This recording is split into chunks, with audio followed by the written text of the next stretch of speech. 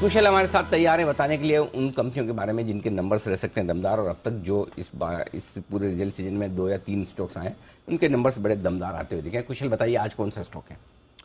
Paper stocks पर focus है आज और कल इसके नंबर्स आने वाले हैं। स्टार पेपर ये काउंटर है जहां पर आपको फोकस रखना है। नंबर्स के लिहाज से काफी शानदार नंबर्स पिछले हफ्ते ही 2 नवंबर को आपने आते हुए देखे जेके पेपर और साथ ही आंध्रा पेपर के। तो इनके मार्जिन्स में देख रहा था, मार्जिन्स लार्जली जहां पर आंध्रा पेपर के 10% से 30% तक होते हुए दिखे थे, वहीं जेके पेपर ने हाईएस्ट एवर रेवेन्यू और साथ ही मुनाफा दर्ज किया दूसरी तिमाही में। तो डेफिनेटली शानदार नंबर्स वहां पर भी आते हुए दिखे। इनफैक्ट 10% की मार्जिन ग्रोथ सालाना आधार पर जेके पेपर की भी आती हुई दिखी। तो यही नहीं, इनके क्वार्टर ऑन क्वार्टर नंबर्स भी मैं देख रहा था तो वहां पर भी काफी अच्छी आउट परफॉर्मेंस रही थी। बट मोस्ट लाइकली यहां पर अगर आप स्टार पेपर के नंबर्स पर नजर डालें तो सालाना आधार पर आय फ्रंट पर 75% की ग्रोथ की उम्मीद हम लगाकर चल रहे हैं और 135 करोड़ पर कंपनी की रेवेन्यू आ सकती है। इनफैक्ट यहां पर अगर आप कंपनी का एबिडा देखें तो 7.5 करोड़ पिछले साल ये आंकड़ा था, इस बारी ये ऑलमोस्ट 3 गुना हो जाएगा और 22 करोड़ रुपए का आंकड़ा कंपनी एबिडा फ्रंट पर भी दर्ज कर सकती है। मार्जिन्स के लिहाज से मैं कंजर्वेटिव जा रहा हूं, 9.7% पिछले साल थी,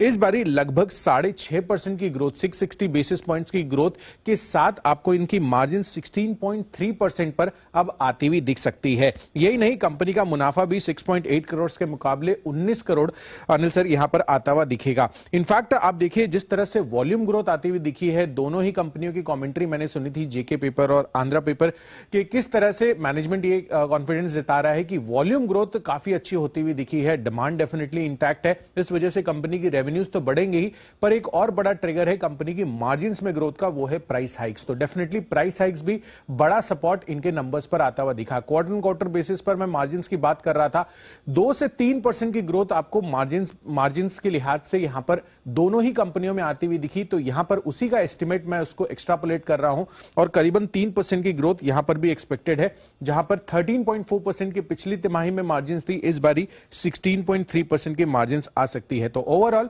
हर एक फ्रंट पर कंपनी का काफी शानदार प्रदर्शन दोनों ही सालाना और क्वार्टर ऑन क्वार्टर बेसिस पर आता हुआ दिखेगा स्टार पेपर का। ओके, तो ये है स्टार पेपर जिसके आएंगे दमदार नतीजे। कल आने वाले हैं रिजल्ट्स, और रिजल्ट्स के पहले एक बार जरा सिमी जी से चार्ट्स पर इस पर राय ली जाए। सिमी जी, चार्ट्स क्या कह रहे हैं स्टार पेपर के?